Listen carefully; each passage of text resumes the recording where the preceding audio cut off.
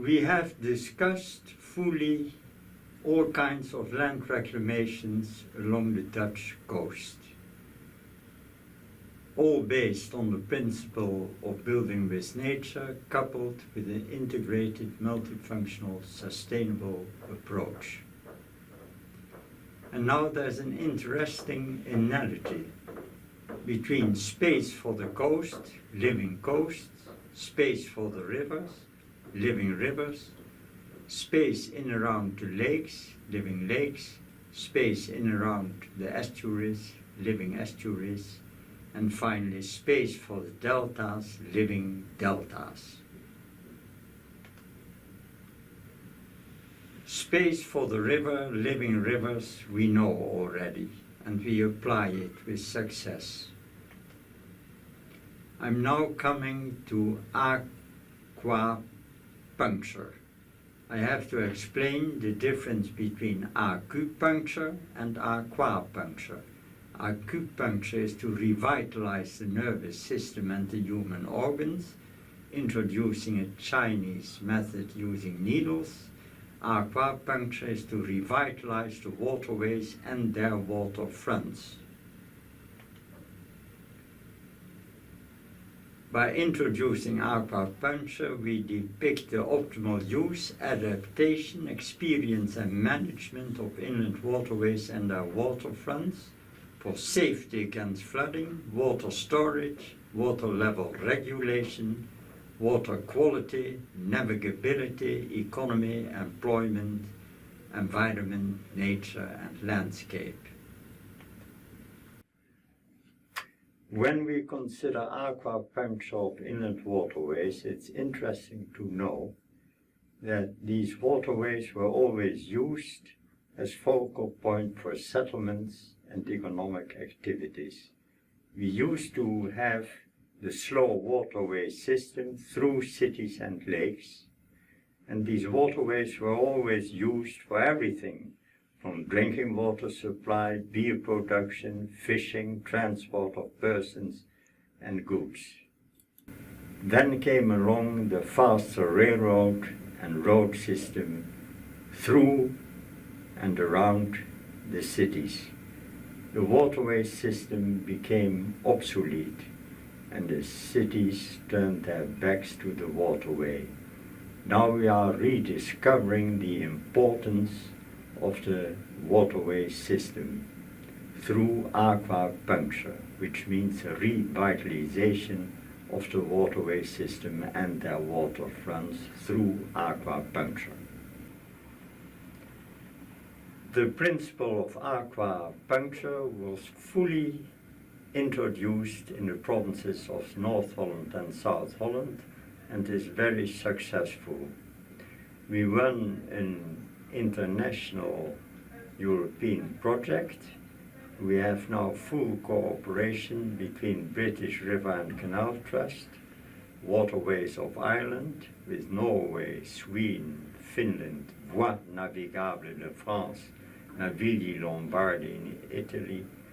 We work together with Spain, with Latvia, with Poland and Hungary for introduction in all these countries of the same principle.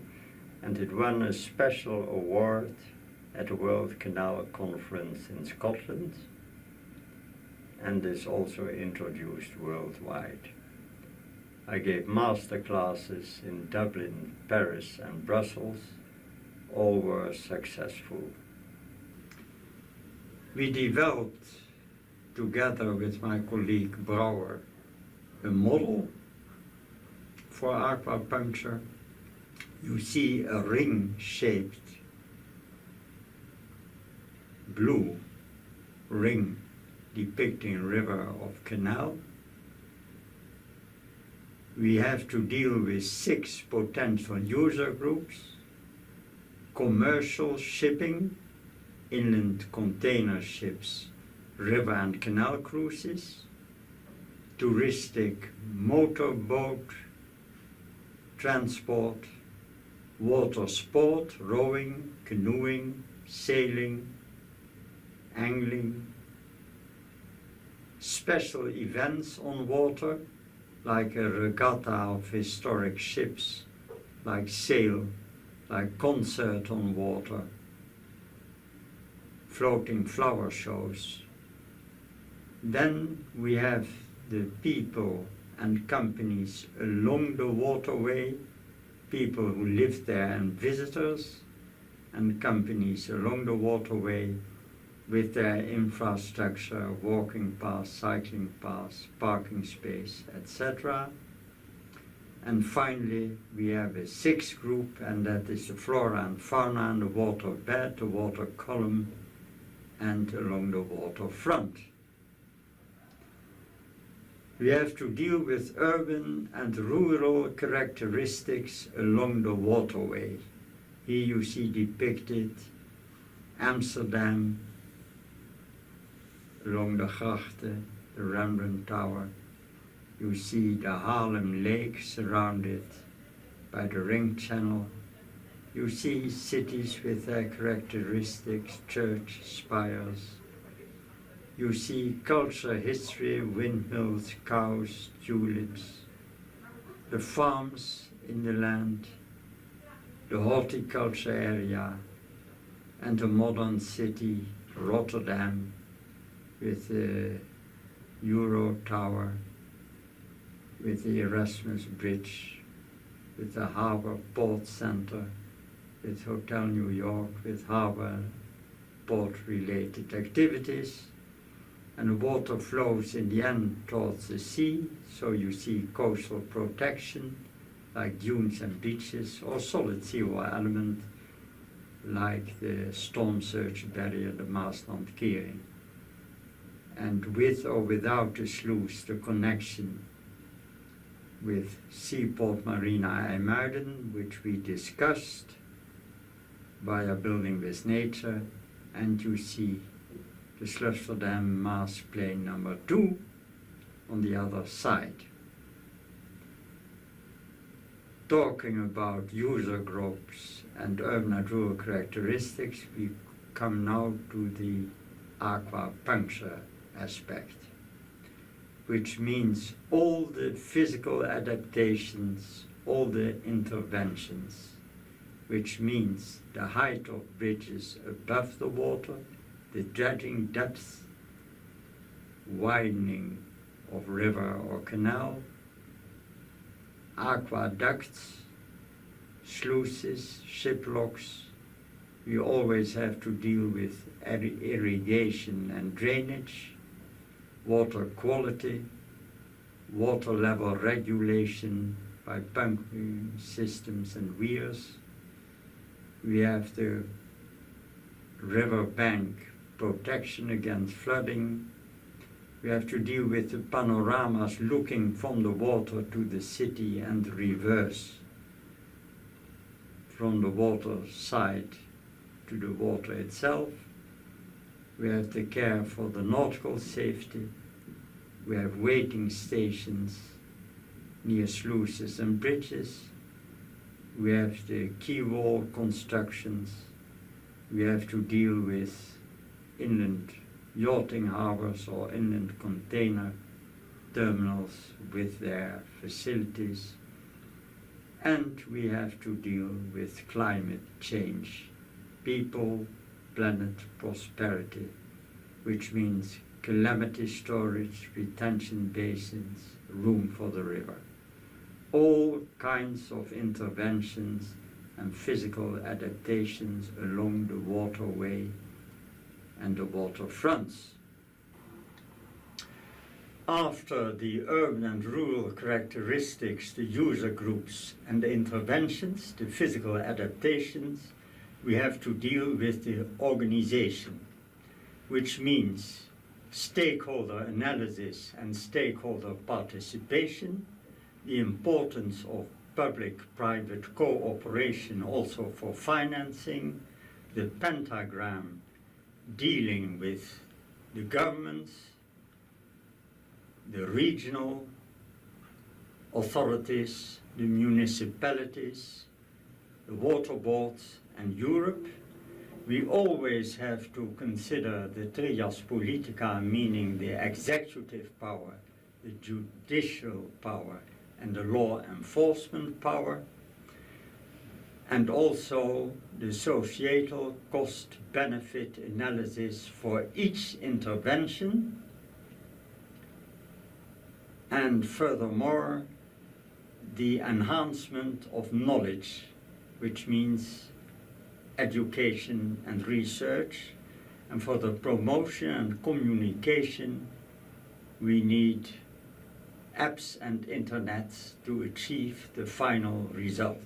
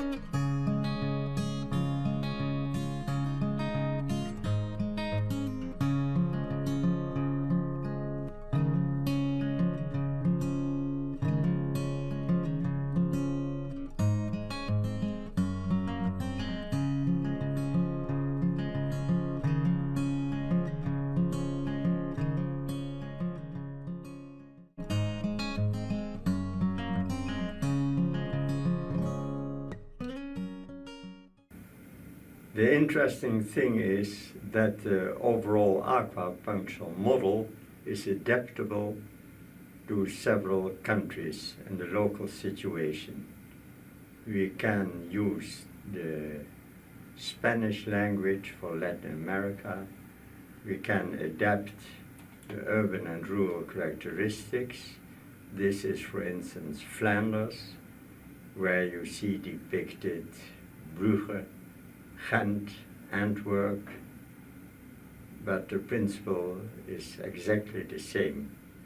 Or this is Jakarta, and again the urban and rural characteristics are adapted.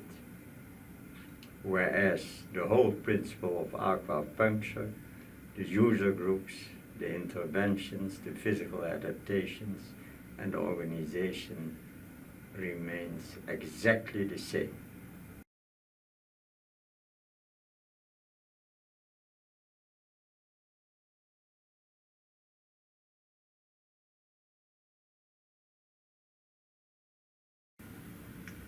And then, related to aquapuncture is the shared value, the societal cost and benefits measurement model, addressing both water quantity, water quality, navigability, waterfront revenues, and the spatial quality revenues. Now, the interesting thing is when you cover all aspects of water quantity, water quality, navigability, waterfront revenues, and spatial quality revenues, you can compare adjacent municipalities along the waterway, and you can apply benchmarking to depict which city is doing good things or bad things. You can compare and then you can benchmark. So we have the overall model and we have the societal cost benefits measurement model, and it's very useful. We have fully discussed building with nature and aquapuncture. The important question is always, you can have a good design and you can strive for an excellent execution, but how do you realize a plan? Then you have to consider interactive plan development. It used to be very simple. When we look at plan development in the past, it was either the market sector or the governmental sector who initiated and saw that the plan was executed. But nowadays it is more complicated, because a plan takes place in the environment and within the society. And the plan is influenced by the environment and by the society, but also the environment and society influences the plan. So for the initiating, the criticism, the propagation, the execution, you need to take into account all parties involved. Therefore, we have designed an interactive plan development. That is the reality. For the development of any project, an interactive plan development scheme is very useful. We have a starting position and a resulting position, including operation and maintenance. And we consider two parallel routes, one being a plan development process, the other being a decision-making process by governments and public. It all starts with a plan development process. It is initiated by a person or a group of persons. They develop a vision with terms of reference, and in the next stage they design alternatives, and finally, if we are lucky, it will result in execution of one or another of the alternatives. This is done initially by a person or a group of persons. Then we have to deal with steering committees, working committees, research institutes, consultants and contractors. While we are developing this plan development process, parallel runs a decision-making process. In the starting phase, there must be a certain acceptance in order to develop this vision. And it is governments and public who make a choice of the alternatives, and finally there must be a public and private commitment to achieve the execution of a project. And while we have these two parallel routes, they are continuously in interaction with each other. And while we are following this double route system, it must be in accordance with all legal procedures and standards on the one hand. On the other hand, it must be fully equipped for vice versa communication, both internally as well as externally. And finally, any project must be feasible from a financial, an economic, a social, an environmental point of view, and it must be striving for sustainability. And the probability of realization is always a function of quality and acceptance. While we follow the dual interactive plan development process, an answer must be given to the question, why do we want it? What and where do we want it? How will it be executed? And finally, when and who will execute it? The great challenge of the 21st century is to develop and implement methods that at the same time improve the environment, nature and landscape, and strengthen the economy. To achieve this, building with nature and aquapuncture are valuable instruments.